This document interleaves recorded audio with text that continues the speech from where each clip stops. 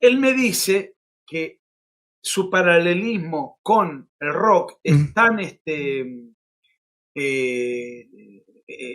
a propósito en esos eventos, en los actos políticos, en los recitales, que él dice, yo cuando voy a ver a los Rolling Stones, quiero que toquen todos los clásicos. Sí.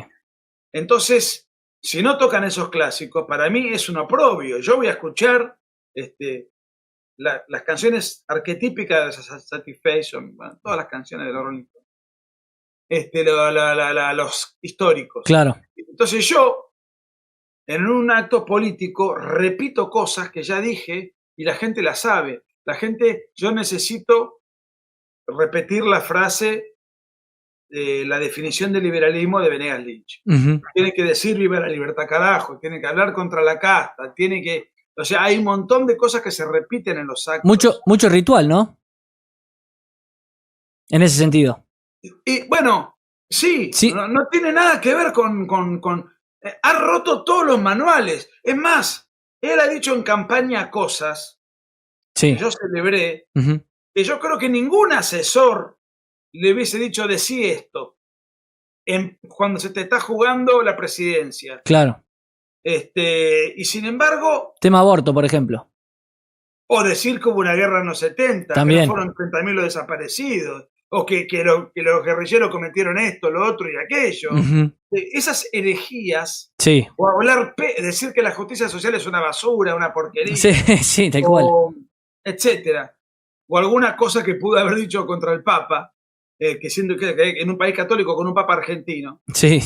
Ni Miriam Bregman se animaba a sacar al Papa. Tal cual. O sea, es tremendamente disruptivo y además es un tipo que me da la impresión, la psicología y una convicción tan intensa, tan incorporada a través de años de lectura, porque al no haber sido un político, los políticos en general son poco formados. Sí. Algunos más, un poco, otros menos, pero no son grandes luminarias. Y la realidad es que él todo ese tiempo lo absorbió en el estudio. Entonces tiene convicciones muy profundas que incorporó porque está más preparado intelectualmente que el promedio. Y tiene una convicción durísima.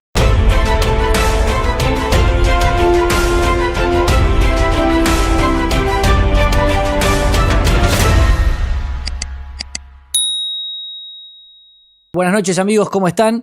Sean bienvenidos. Hoy lo tenemos como ya venimos prometiendo hace rato, yo les dije, quiero primero leer el libro y luego poder hablar con él, con el libro leído. Ahí está Agus Laje, nada más y nada menos, conectado. Un abrazo enorme a Agustín, que viene dando una mano gigantesca a este canal.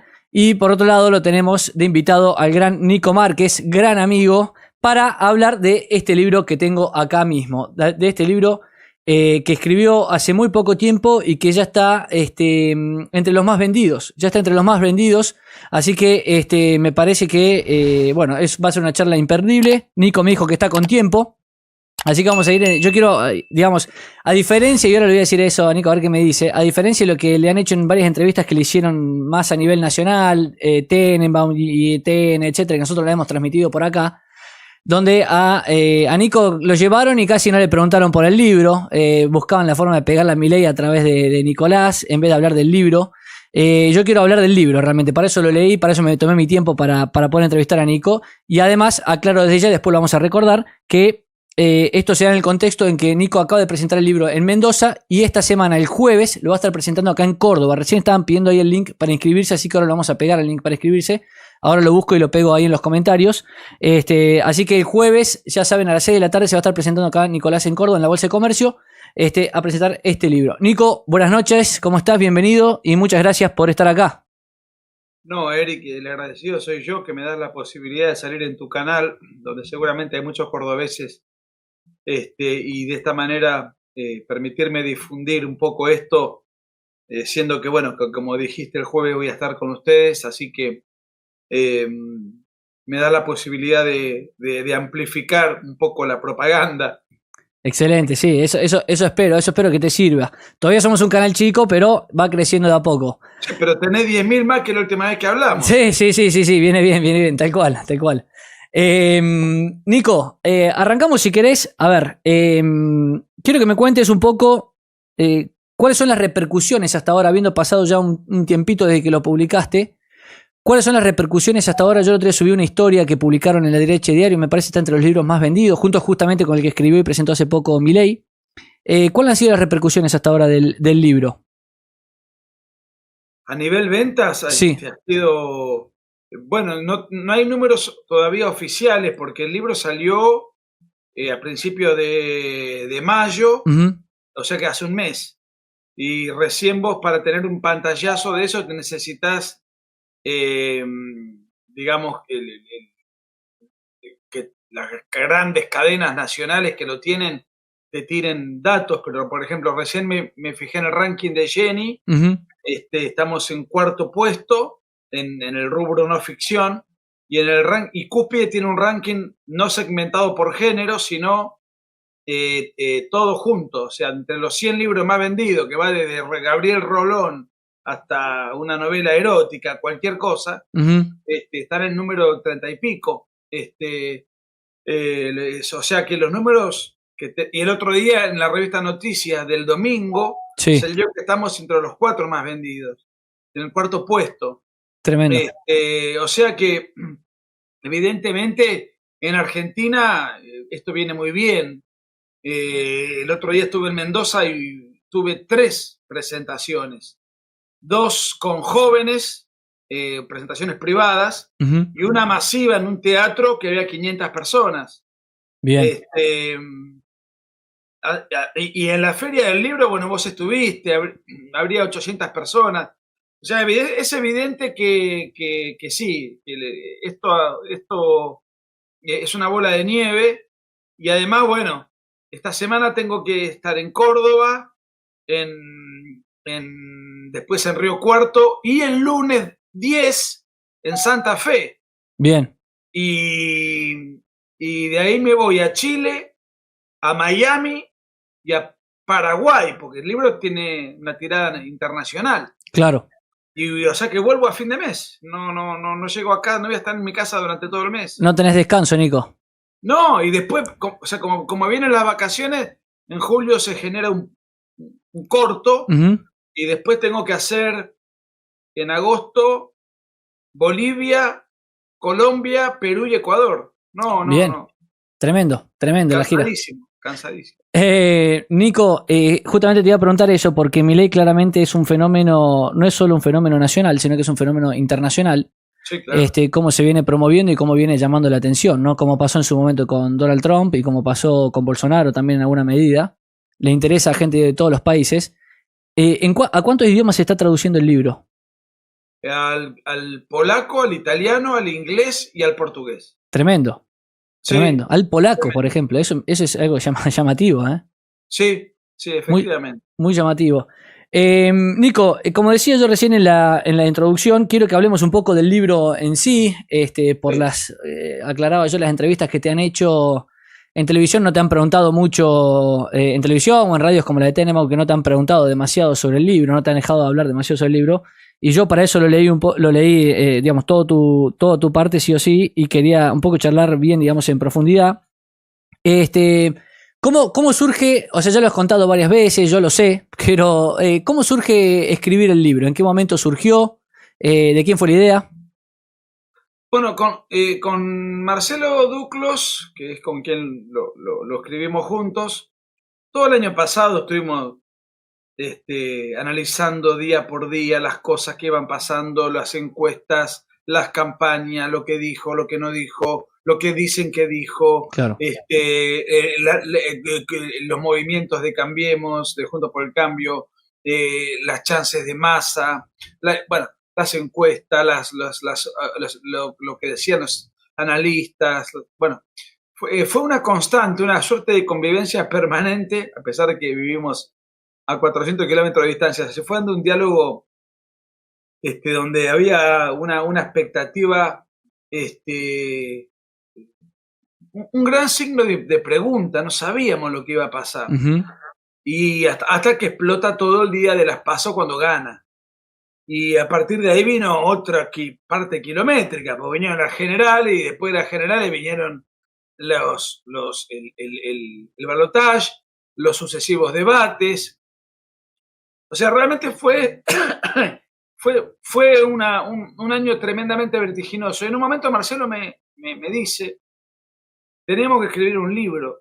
Yo no entendía muy bien el modo de encarar un libro de un gobierno que todavía Claro. no había ni asumido. Incluso hoy mismo, si querés escribir un libro, no puedes escribir un libro sobre un gobierno que tiene 6 meses. Ujú. La realidad es que de lo que se trató es no de escribir sobre el gobierno de Milei, que en definitiva eso es algo muy incipiente y está en curso, sino yo apunté al aspecto biográfico que es un poco donde sin quererlo, me especialicé bastante en hacer biografías. Y en ese sentido, Milei me concedió 2 horas de reportaje en la Quinta de Olivos, en donde muchos fragmentos, diferentes pasajes de ese reportaje están repartidos en los capítulos Exacto. del libro. Y yo busco primero a estudiar la personalidad de Milei con sus respectivas influencias no ideológico-políticas, su influencia de vida de familia, su influencia rockera, que parece una frivolidad, pero creo que lo ha marcado a fuego. No me imaginé que 6 meses después iba a cantar en el Luna Park, o sea, hasta ese punto. Evidentemente no me equivoqué en dedicarle un capítulo Ujú. a la influencia, a su vínculo entre él y los Rolling Stones, y su influencia deportiva, cómo marcó su psicología. Y después, bueno, primero yo arranco con una introducción histórica de los últimos 50 años de política, Sí. desde la guerra antisubversiva hasta el fin de Alberto Fernández. ¿Por qué? Porque también me parecía importante, primero, Milei es un fenómeno, vos lo has dicho, internacional, etcétera, pero es un fenómeno muy juvenil. Ujú. Y los chicos tienen la cabeza lavada porque le han contado la historia totalmente distorsionada, le han hecho creer de la década del 70 lo que han querido, le han hecho creer que Alfonsín fue un héroe y un gran estadista, le han hecho creer un montón de cosas. Entonces me parecía muy importante sembrar en la juventud primero un montón de conceptos, destruirlos, decirle cosas que no esté, que lean cosas que no estén acostumbrados a escuchar en ningún programa de televisión, eh, y, y además ir poniendo de manifiesto cómo la Argentina se fue degradando políticamente, culturalmente, institucionalmente, económicamente. Entonces, desde ese punto de vista, me parecía que la introducción vale. Y además, eso pone en qué escenario aparece el Claro. Milei presidente o el Milei político. Y ahí, cuando termino con Alberto Fernández, arranca el personaje, Milei. Ujú. El personaje, la construcción del personaje, su psicología, su carácter, cómo él mismo va revisando sus influencias ideológicas, porque no fue siempre liberal o libertario, y sus primeras apariciones en la televisión, y cómo va creciendo como una bola de nieve su presencia mediática. ¿Y por qué crecía? Porque causaba rating. ¿Y por qué causa rating? Bueno, porque se entremezclaba un economista con un showman, con una estética rockera, con rasgos explosivos en la manera de comunicar y de discutir, y con ideas absolutamente disruptivas, Ujú. y que además no tiene ningún filtro verbal para decir lo que piensa. Puede ser que ahora como presidente tenga que manejar algunos protocolos, pero por lo menos mientras él no tenía un compromiso institucional, Claro. era. Y bueno, y a partir de ahí se va generando una bola de nieve, donde no podía ni caminar por la calle, donde aparecían fans de todo tipo y color, con remeras, con banderas, con fundas de celulares, con un merchandising, una cosa, fue un fenómeno que ya era para ser analizado, ¿no? Y cuando decide meterse en política, tuvo un muy buen comienzo, pero paradojalmente en la ciudad donde peor le va, que es la ciudad de Buenos Aires. Entonces, precisamente por eso, si le sumamos que cuando decide ser candidato a presidente, las elecciones provinciales previas a la elección nacional no fueron buenas, él no estaba en la boleta, yo creo que nadie, ningún analista político tomaba a Milei en serio como un presidenciable. Lo tomaban como un buen tercero, sí. Lo cual ya era un logro, era algo muy meritorio, pero no que se genere semejante epopeya con un partido político inexistente. Recién ahora están armando la Libertad Alianza, la Libertad Avanza a nivel jurídico institucional como partido nacional, con una fiscalización amateur, con muchos políticos amateurs, jóvenes muchos, sin plata, sin pagar plata en internet, y luchando contra políticos profesionales que además de tener recursos ilimitados, porque los grandes empresarios ponían plata en los que ellos creían que iban a ganar, además contaban con todo el aparato pornográfico del Estado, sí. buscaban sus respectivas provincias para beneficio de su propio partido. Y entonces, para mí, esto es algo de una película. Algún día, más adelante, ¿quién sabe? será una película de sí, sin dudas. Nico, te decía, a ver, vos arrancás, como bien mencionaste, de todo, digamos, y hay varios puntos de los que mencionaste que me gustaría profundizar un poquito más. Primero vos arrancás diciéndome, le hiciste una entrevista a Milei. Sí. Hay una parte, o sea, eso es una gran anécdota a mi modo de ver, que me llama mucha atención, esto de conociste Olivos. Agustín también nos ha contado que conoció Olivos en otra oportunidad. Sí. ¿Cómo es Olivos? ¿Cómo fue para que Milei te diga, vení, entrevistame acá? ¿Y qué sentiste vos? Cuando yo asimilo la idea que plantea Marcelo, Marcelo, ¿qué es lo que quería hacer? Quería, en la parte de él, que es la segunda mitad del libro, quería contar el pensamiento libertario según Milei. Claro. Como él es libertario y ha leído y mamado toda la bibliografía libertaria, me refiero a Marcelo, la conoce muy bien, entonces es un excelente intérprete de Milei. Entonces, tenemos por un lado al personaje, que eso es lo que me tocó a mí, y por otro lado, cuáles son las ideas y hacia dónde está arrastrando el país, hacia dónde lo intenta llevar. Claro. Entonces me pareció un buen complemento, digamos, como que el libro era bastante completo para entender de qué se trata todo esto. Ahora, le mando un mensaje, hablo con la editorial, de Hojas del Sur, que enseguida se entusiasmó con la idea, claro. Nos dio todo el apoyo, y le escribo a Javier, y en ese momento Marcelo Duclos estaba en Tokio paseando. Ajá. Le llamo y le digo, che, tenemos el ok, esto, lo otro, y Javier me va a conceder una entrevista. A la semana se comunica conmigo Karina Milei, y ahí lo hablo con Javier, y Javier me llama, yo estaba desayunando 10 de la mañana, febrero, un calor, 10 de la mañana en un bar, y me dice, ¿querés venir hoy? Dice, 5 o 6 de la tarde. Entonces, no tenía tanto tiempo tampoco, eran 400 kilómetros de ruta, irme hasta Olivos, que no es cerca, o sea, es provincia, es al norte de la capital federal. Aclaro que vos estás en Mar del Plata, Nico, por la gente que no sepa. Claro, son 400 kilómetros de ruta. Además, yo tenía que darme una duchita, preparar el bolso, revisar la rueda, el auto, esto, lo otro. Salí al mediodía y salí con toda la excitación de una situación muy particular. Yo he conocido a diferentes presidentes con los cuales he conversado, pero nunca con un presidente en ejercicio. Claro. Y a quien además yo conozco desde hace 10 años, pero de todas maneras yo sentía que ahora estaba entrevistando a un presidente. O sea, había todo un compromiso. Claro. Por lo menos yo como lo vivencié interiormente. O sea, no era juntarme con Javier Milei, era entrevistarme con el presidente de la República. Claro.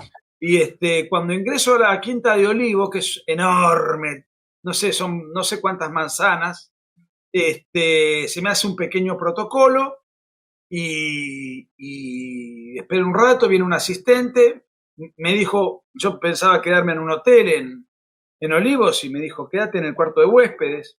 Había un solo huésped que era su asistente, que dormía en la Quinta de Olivos, además de la gente de seguridad. Ajá.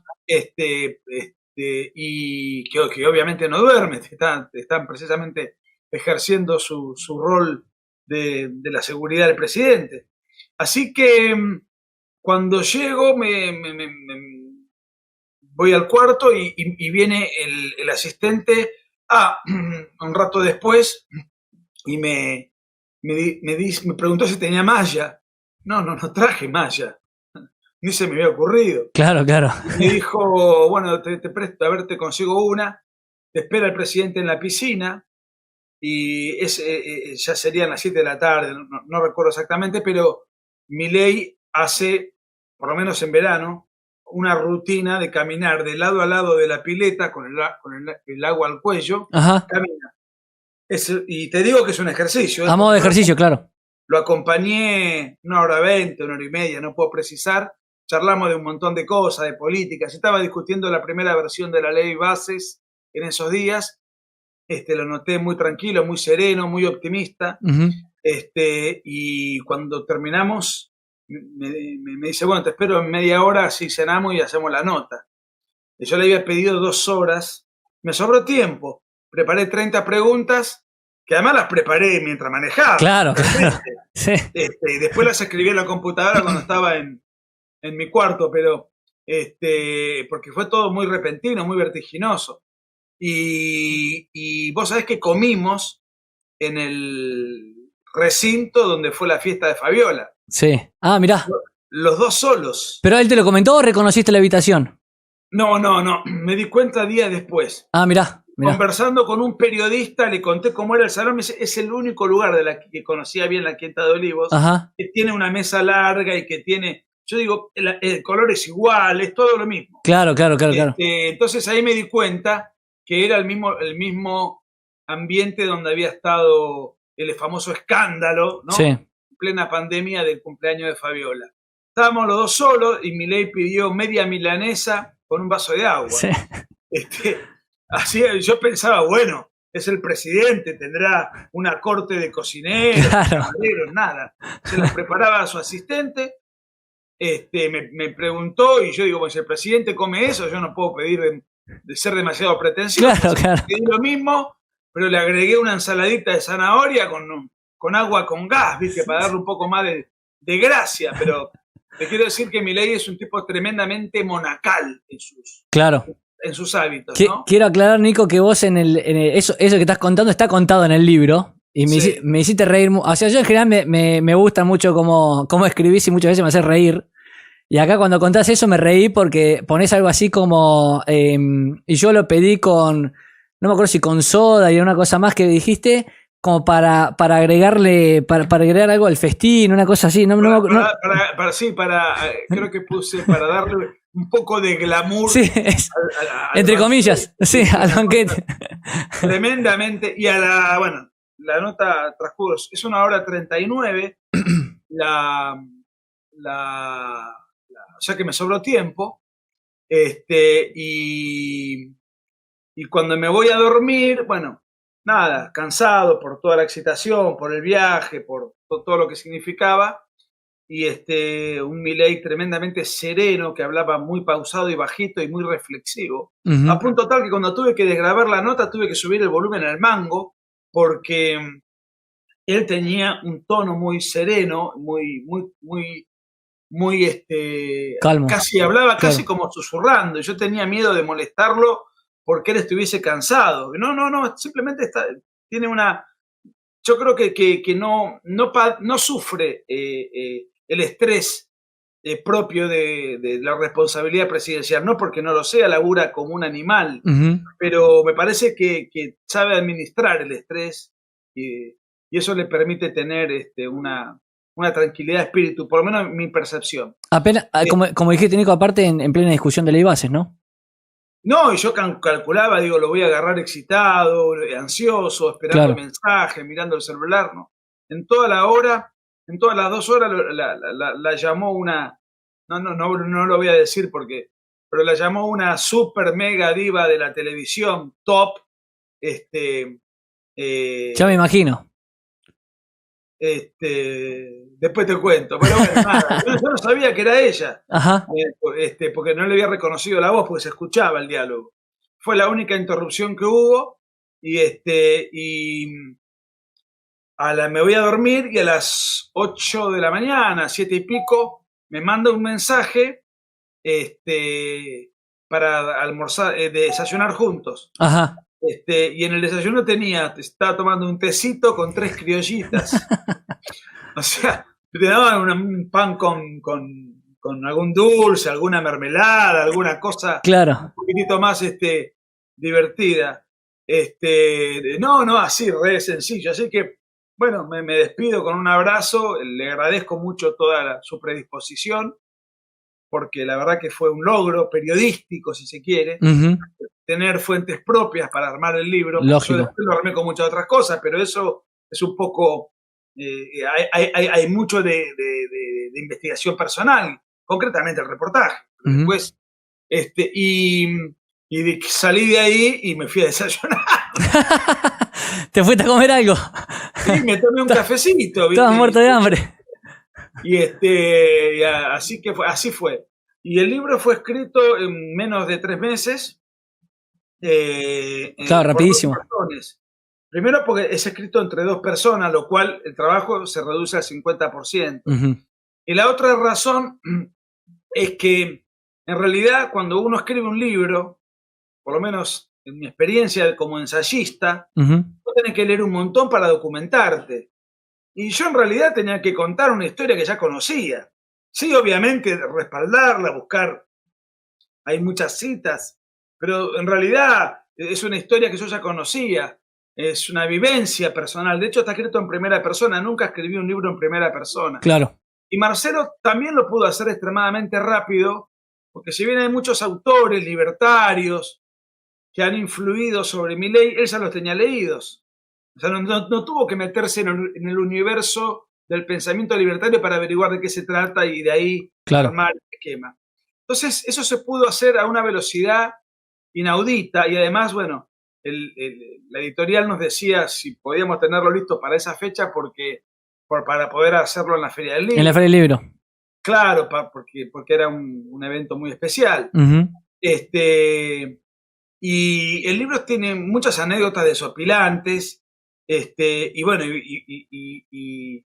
y creo que está escrito en un lenguaje muy popular.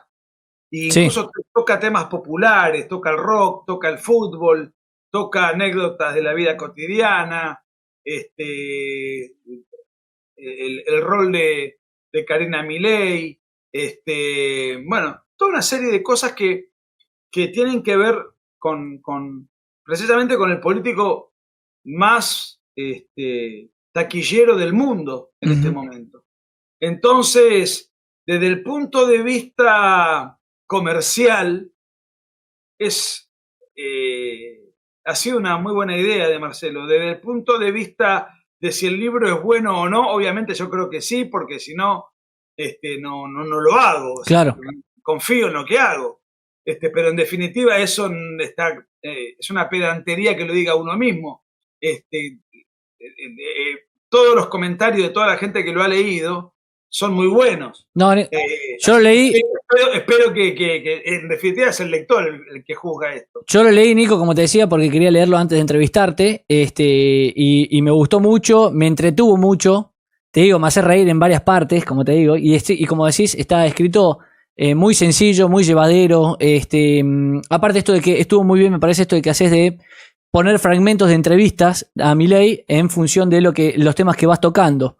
Eso me pareció fantástico. Y te quería preguntar, o sea, yendo un poco al libro así en concreto, vos arrancás, como dijiste, con el medio siglo de decadencia, ¿no? O sea, Sí. explicando, digamos, lo que pasó los últimos 50 años políticamente para que además se entienda cómo llega Milei al poder, porque tiene un contexto, obviamente. ¿Te costó mucho? Porque, digamos, realmente resumís 50 años complicados en Argentina, con todo lo que pasa en Argentina en 50 años políticamente, porque si fuera Suiza es otra cosa, pero acá pasa mucho. Escribís en pocas páginas eso. ¿Te costó mucho resumirlo?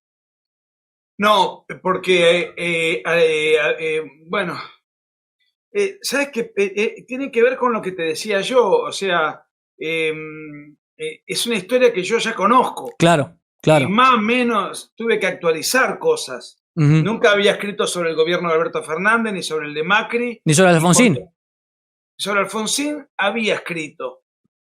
Pero bueno, entonces te diría que es casi lo único que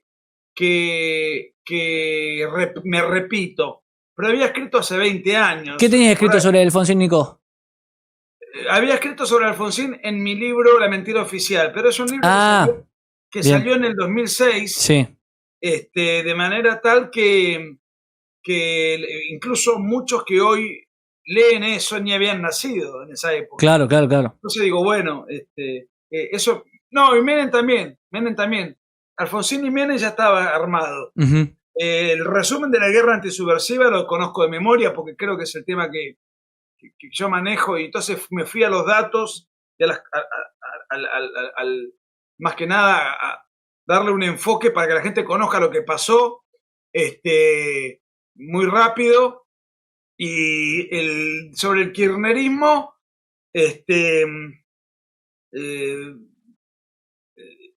le busqué la vuelta, porque en definitiva era muy largo el kirchnerismo. Son 20 años, en el interín está el gobierno de Macri, y después el de Alberto Fernández. Pero en realidad, el punto final es, bueno, ¿en dónde estamos parados? Y ahí arrojo un montón de estadísticas de orden institucional. ¿Dónde está la Argentina en el ranking mundial? Sí. Institucionalmente, democráticamente, culturalmente, educativamente. ¿Dónde está la Argentina económicamente? En el ranking de inflación mundial, en el ranking de riesgo país, de esto, lo otro. Es un desastre, una cosa calamitosa. Uh-huh. Entonces, una vez repasado todo eso, bueno, esa es la Argentina en la cual Milei se consagra presidente. Y después, obviamente, explico toda la historia de Milei hasta que llegue como presidente, pero lo pongo en ese contexto. No me costó mucho. A ver, fue hecho en 2 meses y pico. Sí, claro. Y además que lo que más me costó fueron las correcciones, porque vos escribís el trabajo y después ves 10 millones de imperfecciones. Claro. Te repetís palabras, manejás mal algún verbo, errores tipográficos, errores ortográficos. Y eso parece una pavada, pero eso lleva su tiempo. Y después hay fragmentos del reportaje que no están en el libro, porque Milei habla de economía y se va por ahí, y digo, esto lo va a explicar después Marcelo, o no encajaban con el orden cronológico. Entonces no todo el reportaje que yo hice está en el libro, claro, sino una parte importante, un 70%. Claro. Nico, ¿qué podés rescatar, que un poco contás vos ahí, de la infancia de Milei? Fue una infancia muy, muy dura, tiene un vínculo muy fuerte con la hermana, cuéntanos. Eso él lo ha dicho varias veces. Hay preguntas que yo le hago que ya le han sido hechas, pero que eran necesarias, Uh-huh. y a lo mejor él podía agregar otros aspectos. Claro. Pero cuenta de una infancia tremendamente dura, una infancia donde había mucho maltrato, incluso físico. Cuenta alguna escena de maltrato físico. Sí. Se entusiasma con la economía a los 11 años de edad. Él nació en el 70 y lo primero que ve es la crisis cambiaria del plan de Martínez de Oz. Uh-huh. Y después de eso empieza a estudiar economía ya en plena hiperinflación de Alfonsín. Fueron 2 hitos que lo marcaron. Bueno, pero en ese interín, desde muy chico, él empezó jugando al fútbol. Y desde muy chico, el baby fútbol, o sea, yo que he jugado al fútbol, el baby fútbol, el fútbol 5, Sí. A los 6, 7 años, una cosa muy, donde ya era arquero. Y en general uno subestima al arquero, ¿no? Sí, totalmente. Y él te da una explicación que a mí me parece muy, muy interesante de cómo él ve al arquero, ¿no? En el sentido de que es el único que se viste distinto. Milei es un presidente que se viste distinto. Claro. Es un político que se viste distinto. Es el único que tiene atribuciones que no tienen los demás. Por ejemplo, el Poder Judicial, todos los jueces tienen más o menos, según el rango, atribuciones comunes. Ujú. Lo mismo los diputados y los senadores. El único que tiene atribuciones que no tienen los demás es el presidente. Exacto. Y que además es un poder unipersonal. Ni siquiera la vicepresidente es miembro del Poder Ejecutivo, salvo cuando el presidente viaja al exterior. Exacto. Y los ministros tampoco son parte del Poder Ejecutivo. En todo caso, son colaboradores del Poder Ejecutivo. Y el arquero está solo. Y está tan solo que además, cuando tu equipo mete un gol, nadie va a abrazarse con el arquero. Sí. Y si además el arquero comete un error, pierde el partido. Ujú. Es decir, y todo el mundo se va a acordar del arquero. Sí, sí, sí. Es decir, entonces él habla de que hay que tener una tremenda psicología para estar en el arco. Recordemos que llegó a jugar en primera división. Ujú.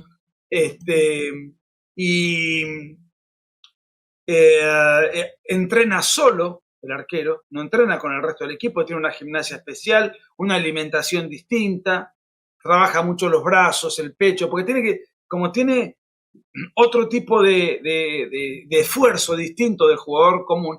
Y además el arquero no puede desaparecer. Claro, claro. Cualquiera que ha jugado al fútbol en cancha grande, Sí. sabe que a veces Te perdés. si estás cansado caminás un poco. Claro, claro. Si tenés un partido flojo, das el pase y que se le arregle el otro. Claro. Te escondés un poco en el tumulto. El arquero no puede hacer eso. Claro. El arquero no puede cometer error, y el presidente, si comete un error, repercute sobre la totalidad del país. Ujú. Nico, estas son, esto me interesa, ¿estas son cosas que te las marcó él? ¿O que te dijo algo, te insinuó algo y vos después empezaste a atar y dijiste, no, pero acá hay un montón de cosas detrás de esto de ser arquero? No, bueno, lo que pasa es que él me cuenta, pues yo le digo, o sea, por los rasgos psicológicos o que se visibilizan de tu personalidad, sí, yo te imagino como un delantero claro, agresivo. claro, Pateás al arco con ansias de reventar la red del equipo rival, ¿no? claro, No te imagino en una postura defensiva, atajando tiros. Bueno, sos un tipo defensivo. claro. Para mí. Entonces él ahí me cuenta todo esto. Ah, ok. Y en definitiva es el puesto más individualista de todos. Ujú.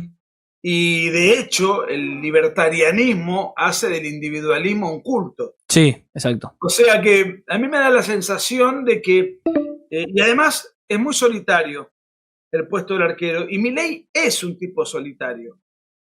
O sea, no digo que no tenga vida social, no digo que no tenga sus afectos, sus amigos, sí, pero es alguien solitario. De hecho, en la quinta estábamos él y yo, su asistente, punto. Ujú.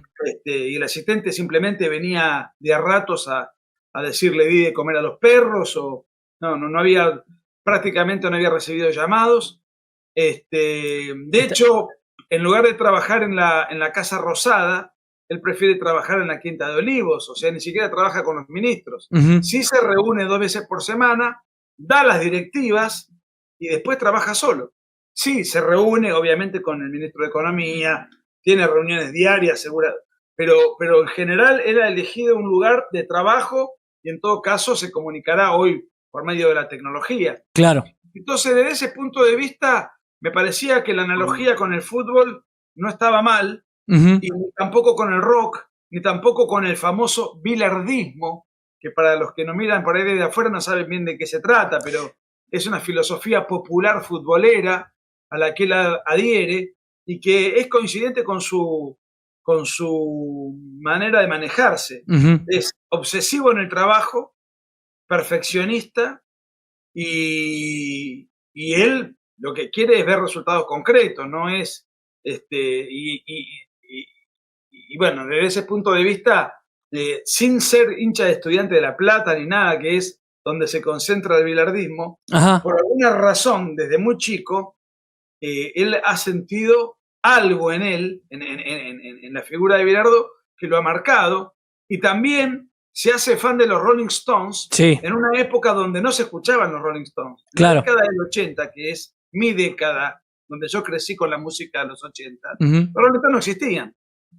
O sea, eran una banda de los 60 y 70. Claro. Y eran en todo caso los chicos malos, los malos respecto de los Beatles, que vestían saco y corbata, que eran simpáticos. Entonces eran malos, vivían con escándalos, eran provocadores, tenían un sonido sucio, letras elevadas de tono. Claro. O sea, entonces, y una estética, digamos, llamativamente, qué sé yo, pendenciera, sí. Si se quiere.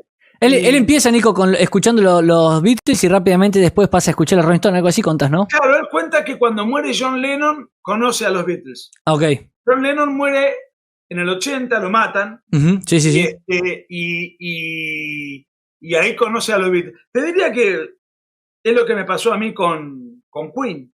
Claro. Yo descubro a Queen cuando muere Freddie Mercury en el 91. Claro. Y empiezan a en todos lados a pasar a Queen. Digo, esta banda es fabulosa y resulta que yo nunca le había dado importancia.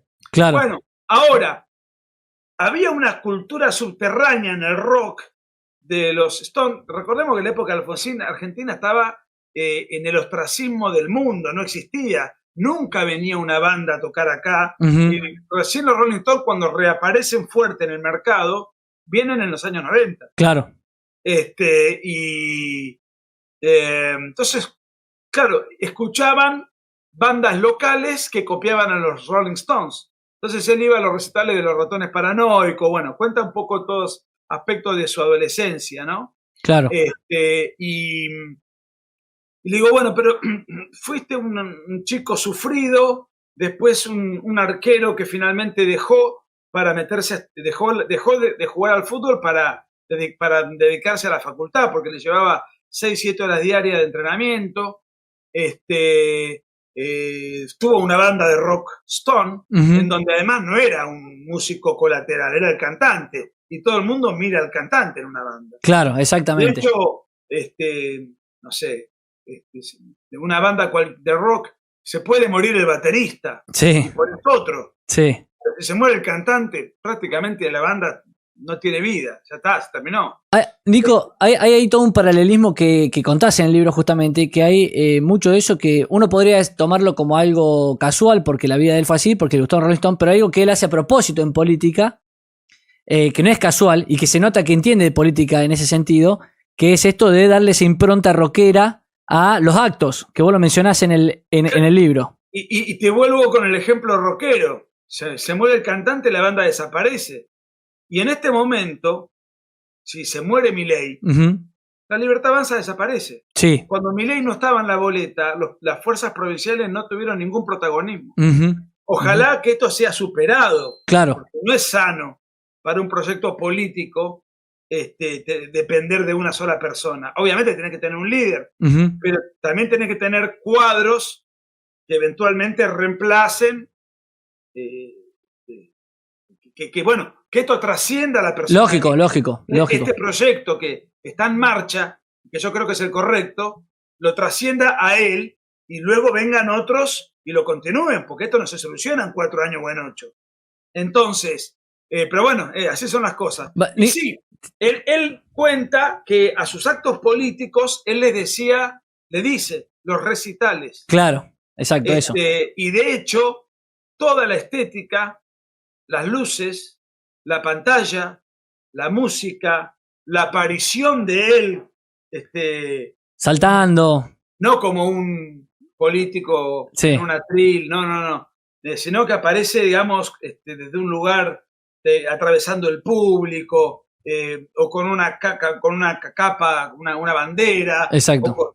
o con campera de cuero, o con toda una serie, toda esa espectacularidad Ujú. que tiene Milei, ¿no? En algunos casos cinematográfica, porque en uno de sus actos se bajó de un auto típico de los años 60, con anteojos negros, o sea, una estrella Sí, sí. de escena. Vos lo ves y pensás que es un artista y no un Pero además, rockero, no un político, ¿no? además, Nico tiene algo, lo que tiene eso que es para mí remarcable, es que hacerlo cuando uno ya es presidente y cuando ya te están votando y todo, es fácil, porque decís, bueno, ya soy el centro, pero Milei lo hace desde que comenzó, o sea, en eso se mantuvo auténtico, dijo, yo me voy a manejar así, si funciona, funciona, si no funciona, no funciona, digamos. Absolutamente. Mirá, a punto tal que te diría lo siguiente. Él me dice que su paralelismo con el rock es tan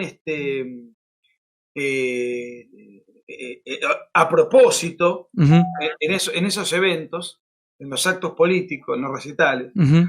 que él dice, yo cuando voy a ver a los Rolling Stones, quiero que toquen todos los clásicos. Sí, Entonces, si no tocan esos clásicos, para mí es un oprobio. Yo voy a escuchar las canciones arquetípicas de Satisfaction, bueno, todas las canciones de los Rolling Stones, los históricos. claro. Entonces yo, en un acto político, repito cosas que ya dije y la gente la sabe.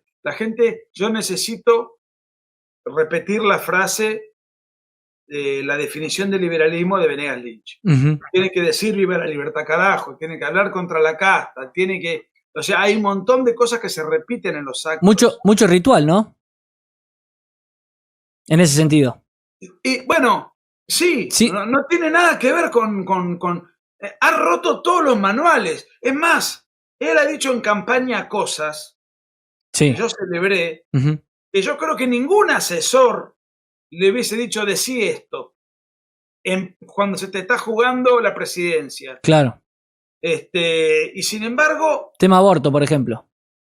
o decir que hubo una guerra en los 70, que no También. fueron 30.000 los desaparecidos, o que los guerrilleros cometieron esto, lo otro y aquello. Ujú. Esas herejías, Sí. o decir que la justicia social es una basura, una porquería, Sí, sí, tal cual. o etcétera, o alguna cosa que pudo haber dicho contra el Papa, que siendo que en un país católico con un Papa argentino, Sí, sí. ni Miriam Bregman se animaba No, a sacar al Papa. tal cual.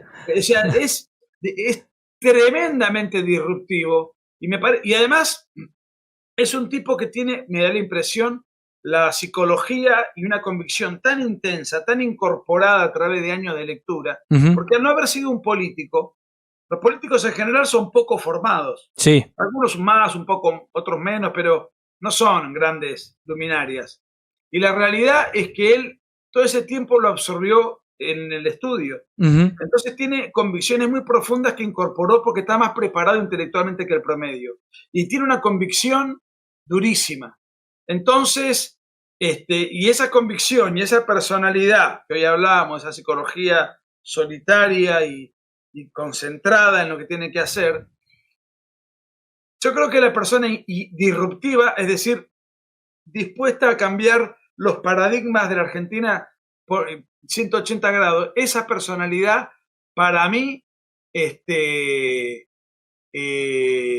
la persona indicada para pegar el golpe de timón, porque si no tenés esa Sí. personalidad con 38 diputados Sí. y 8 senadores, no vas a hacer mucho. No, tal cual. Salvo que tengas el temple inquebrantable y termines doblegando el nudo gordiano Ujú. de lo que la casta está defendiendo, sus privilegios, su ideología colectivista, su fideicomiso, etcétera, etcétera, etcétera. Es la persona indicada. ¿Qué le falta?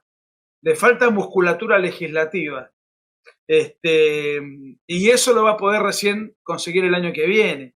Pero por ahí puede avanzar, si sale el DNU y la ley bases más o menos sale como él quiere que salga, porque tampoco es cuestión de que te la descuarticen ni desnaturalicen. Totalmente. La Argentina va a tener un gran despegue, la inflación además está bajando mes a mes, y eso va a generar una lluvia de inversiones. Lo que pasa es que todavía los inversores están viendo a ver qué pasa, si puede lograr que estas reformas se consoliden, porque si estamos siempre esperando y entonces está el gobierno un poco dilatado, pero no porque el gobierno no sea veloz, sino porque no tiene, porque tiene a la casta enfrente, hoy mayoritaria, y eso es un obstáculo importante. Nico, quedan 2 minutos en esta llamada. Si puede ser, yo ahí te paso un link y te conectás 2 minutitos más, así te hago un par de preguntas más sobre actualidad ya política, sí. Y hacemos un par de anuncios sobre lo del libro. Si yo voy a agradecer un par de superchats, y si vos podés te conectás a este link que ahí mismo te estoy reenviando, porque así se nos corta la llamada, y mientras tanto yo agradezco algunos superchats que está mandando la gente. Ahí te mandé el link. Mientras tanto yo quiero agradecer esto, así que gracias Nico, perdón la improlijidad, pero se nos corta la llamada, si no. Me conecto en 5 minutos. Dale, perfecto. Pedile a Nico, ahí me están haciendo, a esto te quería traer un poco, Nico. Ahí, porque yo lo mostré acá y tuvo muy buena repercusión. Yo retransmití esa entrevista acá y tuvo muy buena repercusión. Ahí dice, Fede dice, pedile a Nico que cuente algo de su divertida experiencia en la que atendió a Tenenbaum y sus amiguitos. Me interesa eso porque, insisto, tuvo muy buena repercusión esa entrevista. Ayer, por ejemplo, Tenenbaum después lo invitó a Marcelo Duclos, Tenenbaum hace poco a su programa, y después lo bloqueó. Que Tenenbaum siempre se hace el tolerante, él es un democrático, escucha todas las voces, no apoya a ningún gobierno en particular, critica a todos por igual, etc. Lo bloqueó por un comentario que le hizo súper prudente y súper educado, que le hizo Marcelo criticando una columna que escribió. Contanos un poco de tu experiencia en esa entrevista y las repercusiones. Mirá, él hacía mucho que quería entrevistarme y darme un espacio importante. Uh-huh. Y cuando yo no sabía, porque estaba en Buenos Aires haciendo medios y lanzando el libro y la feria del libro, y en ese interín, él, cuando se enteró que yo estaba en Buenos Aires, no quería que yo me escape. Claro. Pero me advierte que si yo quiero ir, va a ser un reportaje tremendamente duro. Uh-huh.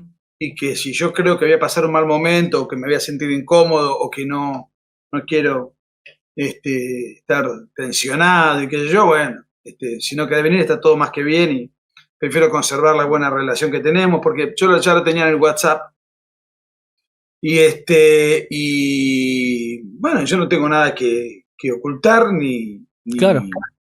Y bueno, sí, sabía que iba a ir a la guerra, no sabía con qué me iban a atacar. Sí. Me llamó la atención lo siguiente. Obviamente fue una repercusión que yo no me la esperaba. Muchísimo. Jaime Bailey, Ricky Martin.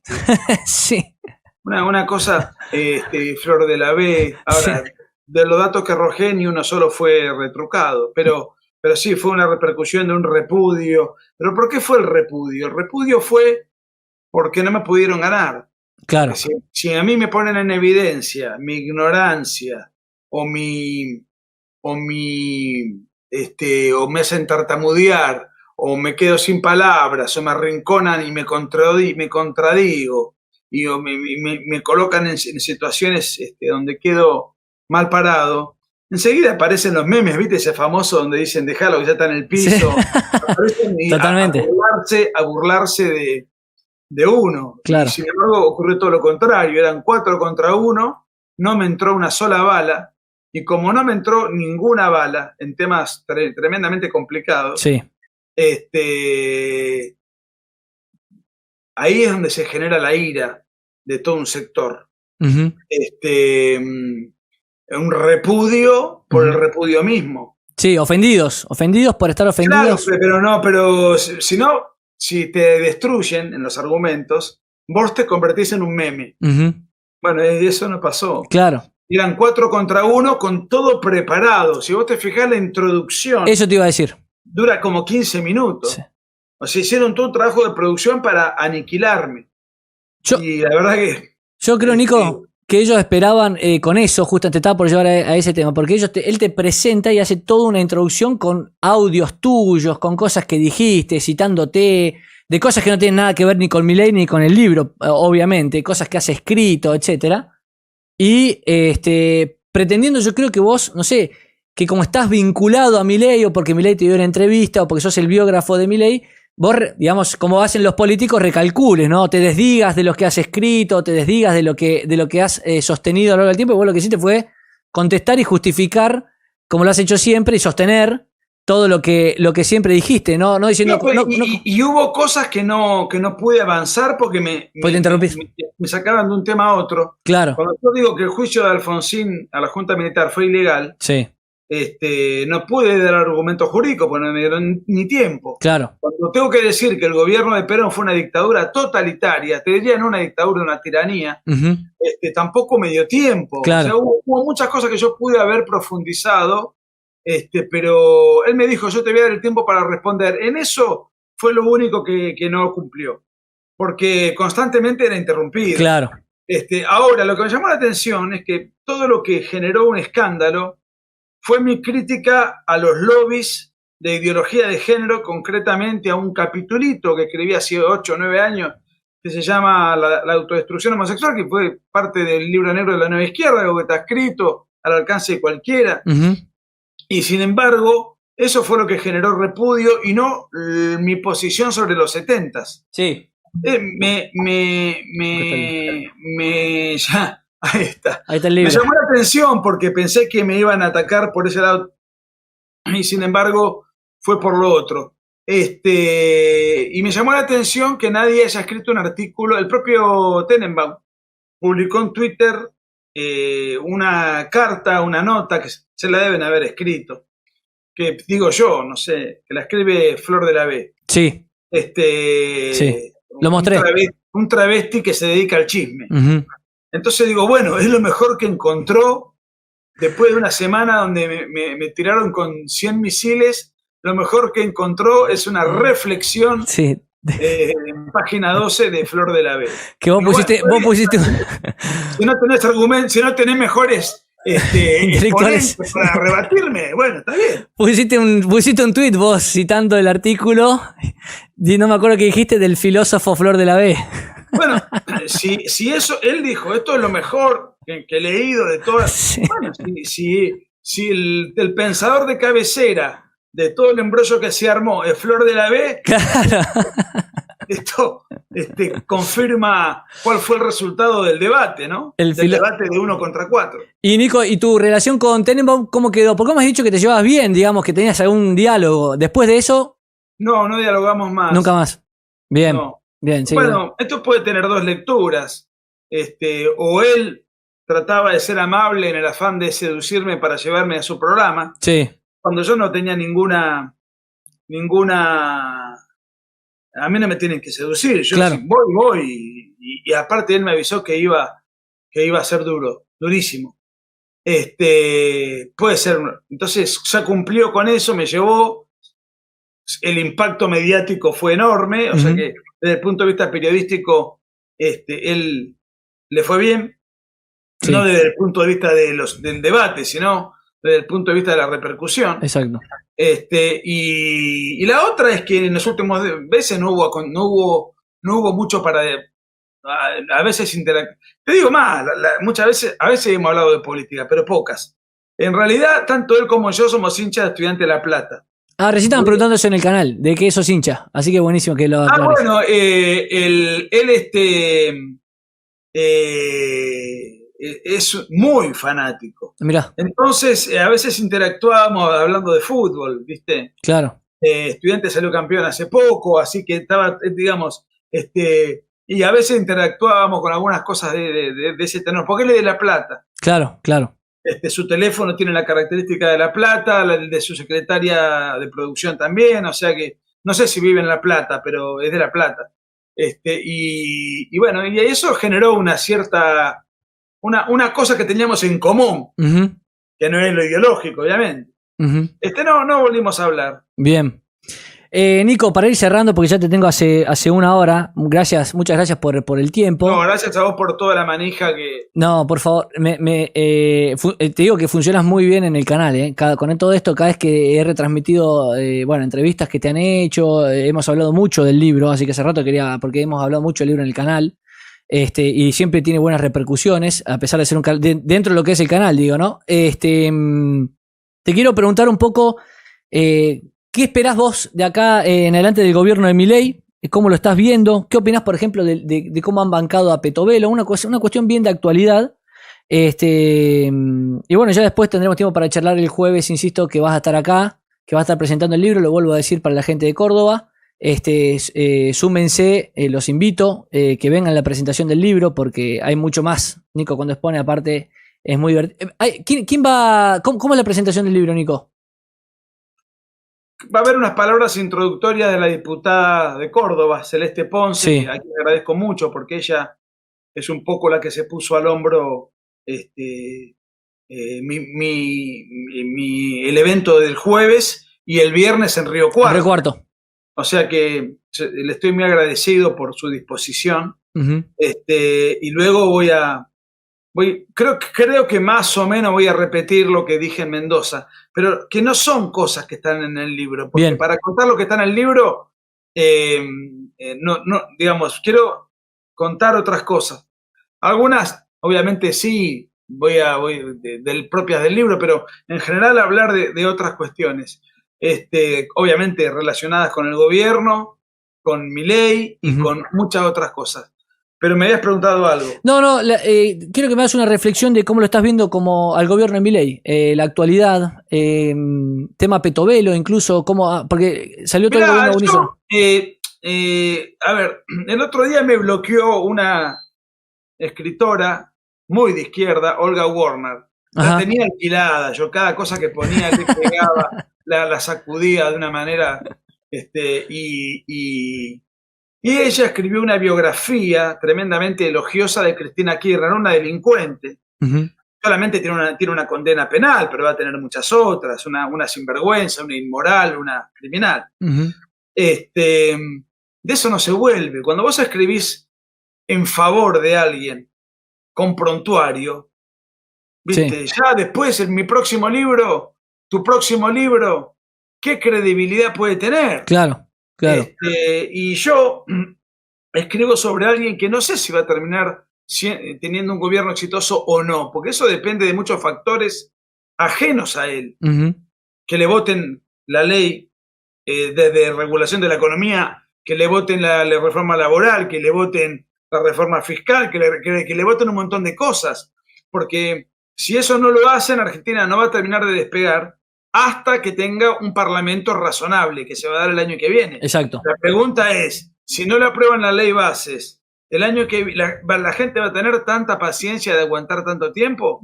Ojalá que sí, pero por eso también está la parte que escribe Marcelo, que es muy importante, para que la gente comprenda por qué hay que tener paciencia y confianza en el proyecto. Porque Milei no inventa nada, él simplemente aplica aquello que ha sido exitoso en otros países.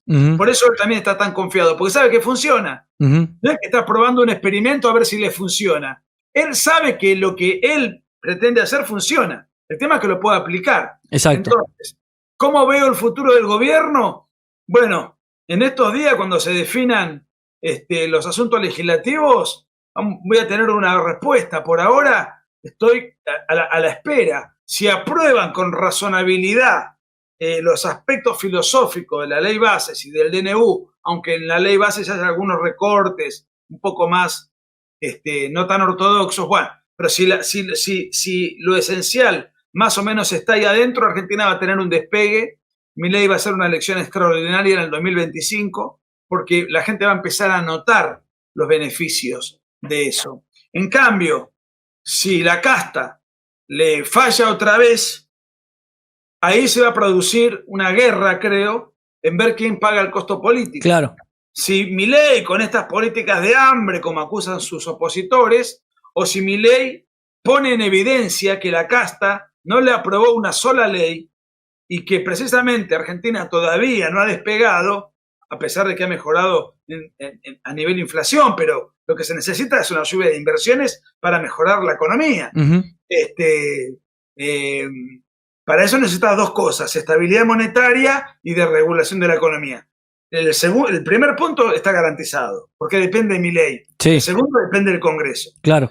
Entonces, ahí ya vamos a ver quién paga el costo. Si Milei es la víctima acosada por una casta que no quiere desprenderse de sus privilegios, o si le facturan a Milei sus políticas de hambre, que en realidad no tienen nada que ver. Él está tratando precisamente de que las políticas de hambre a las que nos llevó el kirchnerismo retrotraer la situación, pero para eso tiene que cambiar la matriz sistémica, tiene que cambiar el sistema, sí, el funcionamiento del sistema. Y el tema Petovelo, ¿por qué te hablé de Olga Warner? Porque cuando vos haces un libro sobre alguien que es un delincuente o alguien que es un tránsfugo y pasa de partido en partido y tiene, yo sé que dentro de 10 años, independientemente de la suerte del gobierno, yo sé que Milei es honesto. Claro. Yo sé positivamente que es honesto. Sé que sus ideales no podrá variar, todos cambiamos un poco con el tiempo, pero sus convicciones van a ser intactas, van a estar intactas o van a seguir la misma tendencia. Entonces, yo me jugué porque confío en él, humanamente. Después, cómo va a ser su gobierno va a depender de un montón de factores. Las ideas son las correctas. Bien. Falta que puedan aplicarse como corresponde. Como corresponde. Con esto te contesto lo de Petovelo. Si Milei creyese que Petovelo tiene alguna mancha en su moral como funcionaria, ya lo hubiese despedido. Claro. Un solo ejemplo, basta, 2 ejemplos. Primero, echaron un secretario de Estado, lo pusieron a disposición de la justicia, veremos cuáles son los fundamentos, los argumentos, lo que fuere, pero fue el gobierno el que reaccionó cuando vio algo raro. Sí. Si de la Torre es responsable o no, no tengo la menor idea, no conozco los pormenores. Pero cuando una senadora de Milei cometió no una ilegalidad, pero sí una inmoralidad, que es nombrar a toda la parentela, sí, me acuerdo. Milei le dijo, o sacás a todos tus parientes o te expulso del bloque. Y eso que era allá en Jujuy, era, si mal no recuerdo. Claro, pero digamos, el gobierno mismo, sí.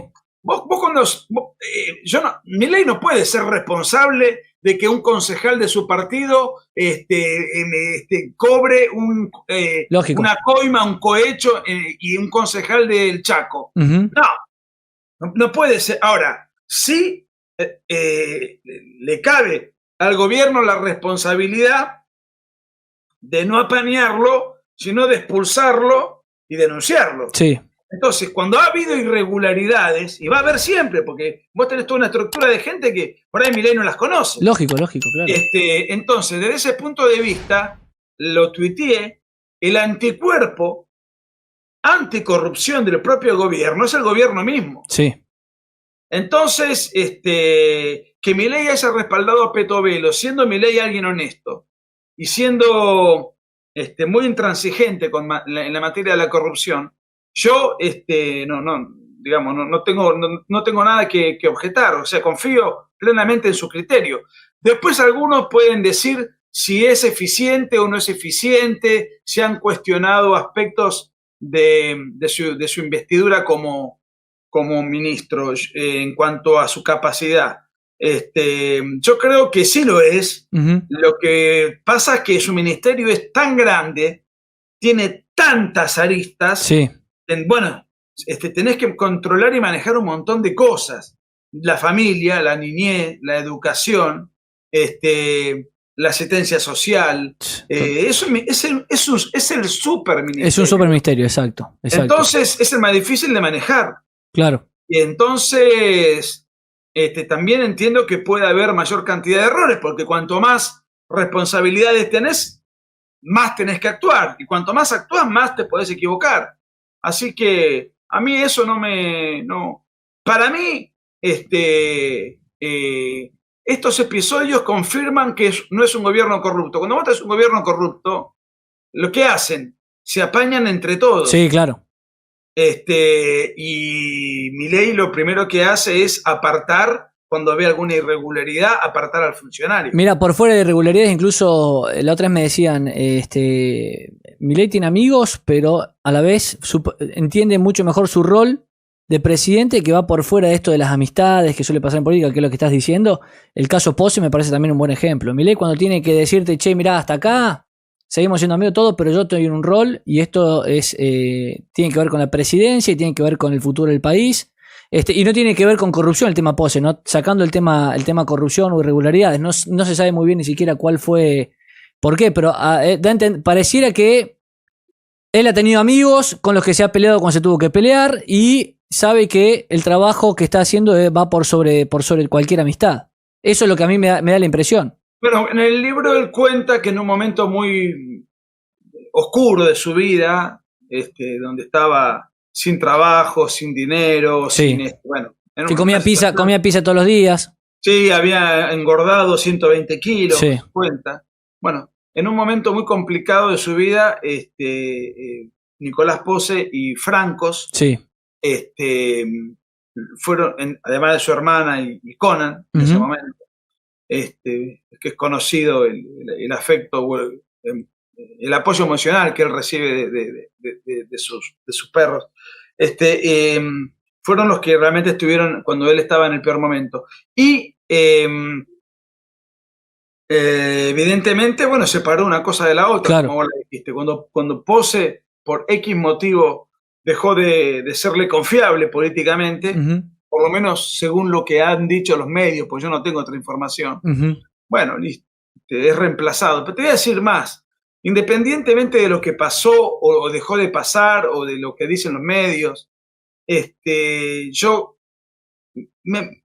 viste que vos decís, me hace ruido, a mí me hace ruido un ministro de Economía, un jefe de gabinete que no le conozcamos la voz. Claro, entiendo. Entonces, a lo mejor Milei pensó que era una persona que podía cumplir ese rol, pero el jefe de gabinete es te diría que después del presidente, la persona más importante. Claro. Entonces, Francos es un animal político. Sí. Es un dialoguista, es un tipo seductor en el habla con todos, es respetuoso. Me parece que tiene un buen manejo político, y no solamente para administrar a los ministros, sino para lo que es la persuasión de que le voten las leyes que Milei está necesitando. Claro, totalmente. De hecho, dicen que está muy metido en el Senado, ocupándose del asunto. O sea que a mí me parece un cambio positivo, no me parece una crisis. No, para nada. Nico, te voy cerrando. Quedan dos cositas. Una, que es una pregunta que yo te iba a hacer y justamente ahora al final, y que aclaro que la hacen siempre en el chat. O sea, yo estoy hablando de vamos a hacer una gran elección 2025, que es lo que creo y que es necesario para el gobierno, etcétera, que es lo que acabas de hablar. Y lo que sale en los comentarios es: necesitamos a gente como Nicolás y Agustín en el Congreso. Surge siempre ese comentario de distintas personas, y ahí Fede dice, la pregunta es, ¿Nico va de candidato 2025 al gobierno? Y además, después Leo pone en un superchat, que también agradezco, muchas gracias por el superchat, dice, grande Nico, te necesitamos en el Congreso el año que viene. ¿Hay posibilidades de eso, Nico? ¿O sos alguien que decís, no, nunca, ni loco? Yo no creo que no me sentiría cómodo. Me siento muy cómodo apoyando al gobierno, desde un lugar donde no tengo una limitación discursiva. Y cuando vos sos parte de una estructura, y está bien que así sea, porque tiene que ser así, el político está bastante acotado a determinadas formas y a un determinado speech. Y yo tengo 49 años, ya estoy hecho de una forma, tengo una estructura sí. mental de llanero solitario, de francotirador, y no creo que me sentiría que fuese mi mejor lugar. Creo que puedo ser mucho más útil desde un lugar donde puedo encarar la pelea ideológica sin restricciones. sin esa, sin ser el engranaje de una estructura como lo es un partido político, ¿no? Con Alex, que estuvimos ahora en Buenos Aires, y con Eric Harris y otros amigos, dijimos, la verdad que sería divertido tener a Nico en el Congreso, escucharlo de vez en cuando en el Congreso sería muy divertido, pero bueno, yo sinceramente pienso igual con vos, igual que vos, me parece que haces muchísimo o podés hacer muchísimo más capaz estando fuera. Gente como vos, gente, bueno, Agustín también. No digo que no, sería divertido y que sería también obviamente muy útil tenerlos dentro, pero coincido con lo que decís. El otro día hablé en el Congreso, en una comisión de cultura y... Sí, lo pasé, lo mostré. Mostré que subiste un fragmento, lo subiste a Twitter, creo, o algo así. Sí, bueno, eran 3 minutos en realidad. Claro. O sea, creo que tenía 5, pero yo en 3 dije lo suficiente y generó un escándalo. Un escándalo. Sí. Así que me alegro. Nico, te cierro nomás diciendo que el otro día a mí, por ejemplo, me han cuestionado gente allegada, allegada y gente que, digamos, piensa ideológicamente un 90 u 80% como yo, y que sin embargo, justamente me decían el otro día, me cargaban cuando estuve en Buenos Aires, justamente diciendo, ¿a dónde te vas? Te vas al recital de Milei, como diciendo es algo malo, ¿no? Como diciendo, ¿qué hace un presidente haciendo un recital? Y justamente lo que yo decía, liberales con saco y corbata, bien peinados y con buenas formas, siempre han existido, vienen escribiendo sobre sus ideas en artículos en La Nación y en otros diarios hace décadas, y nunca han tenido mayor repercusión ni de cerca. Y lo que logró Milei un poco acá, y esto lo vengo marcando justamente políticamente, siendo que él dice, o lo dijo Franco el otro día, no le gusta la política tradicional, que muchas veces se malinterpreta o no entiende de política. Yo creo que Milei entiende mucho de política. El tipo agarró y dijo, voy a presentar mi libro, que puede ser algo bastante aburrido para la mayoría de la sociedad, cantando, mediante medio un recital que tiene que ver con todo lo que vos explicás acá, y encima se canta 5 minutos y después le habla 40 minutos a un montón de jóvenes de Mises y Hayek, ¿no? Si eso no es entender de política, no sé qué es. Y creo que vos en el libro explicás muy bien esto en cuanto a la personalidad y todo lo que explicás de Milei. No sé qué reflexión te merece eso, y con eso cerramos, Nico.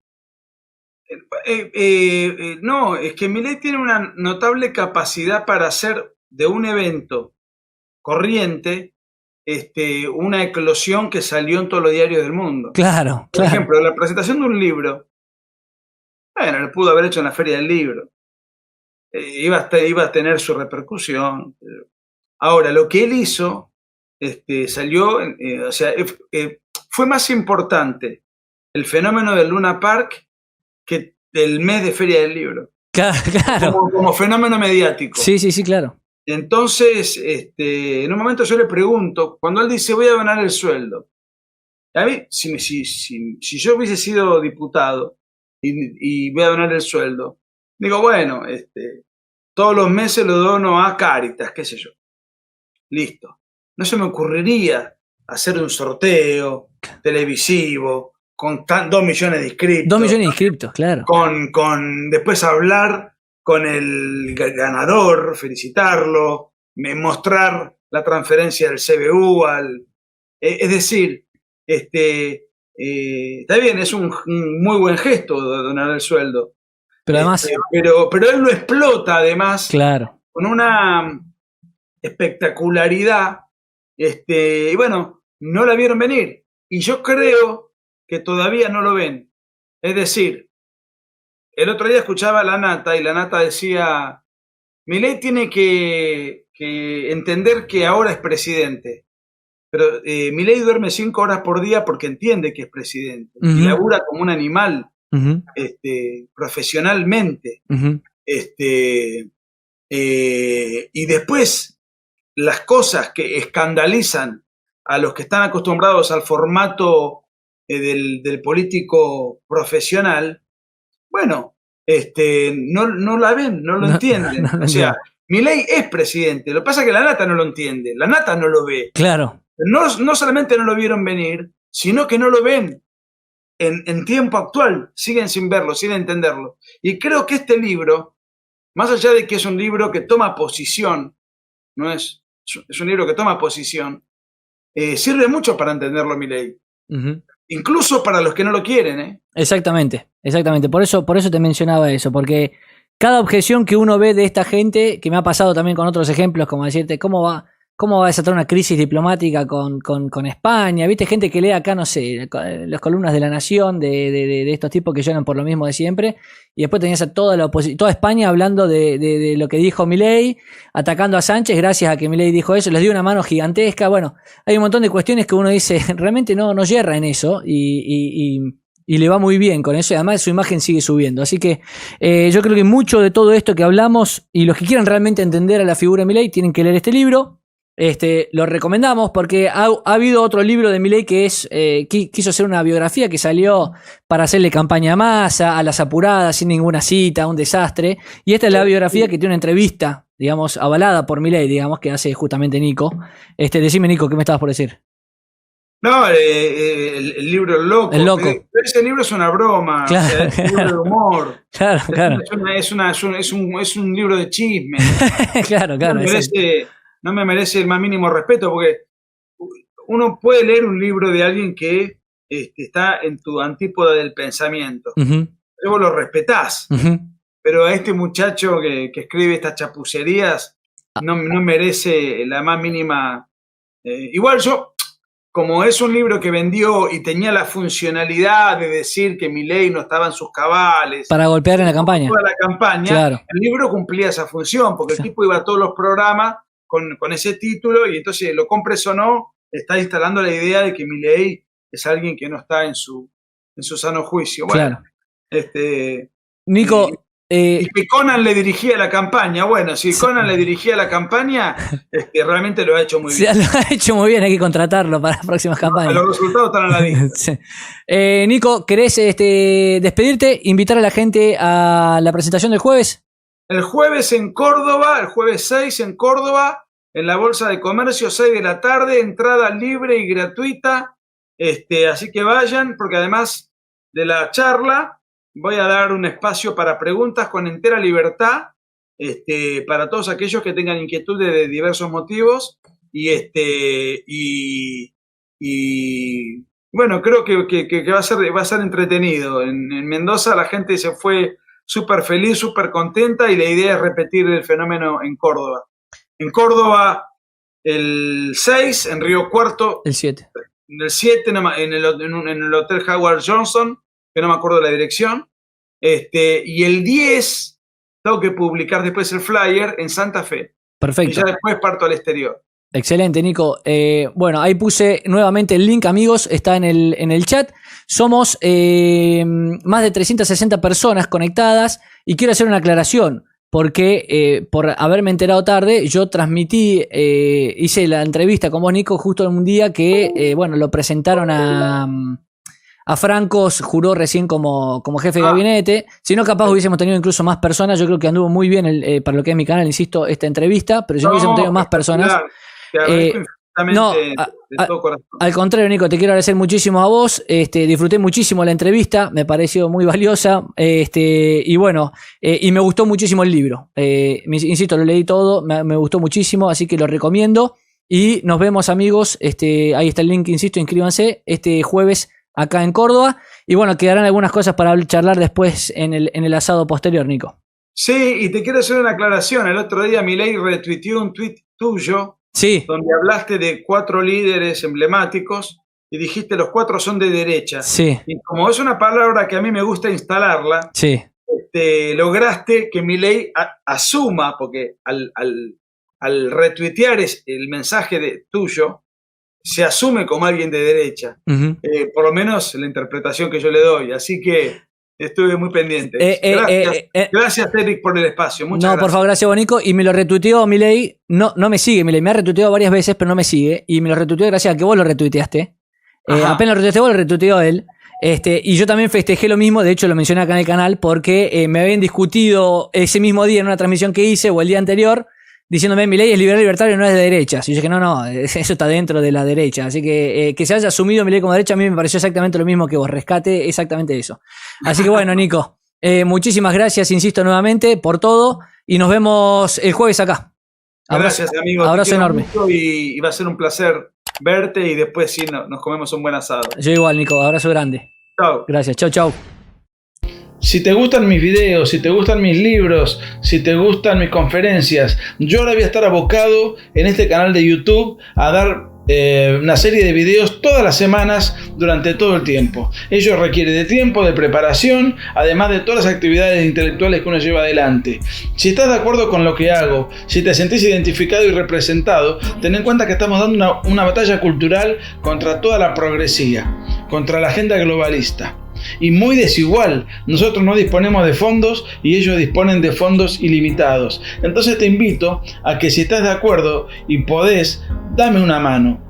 Tenés Patreon para colaborar con lo que puedas y de esta manera poder facilitar que todo este trabajo y todo este esfuerzo siga siendo posible. ¿Dónde está? ¿Cómo haces para poder colaborar? Bueno, en la descripción del video ahí está el link de Patreon. Con lo que puedas. Todo suma y todo sirve para que este trabajo que vengo realizando dé sus frutos. Un abrazo.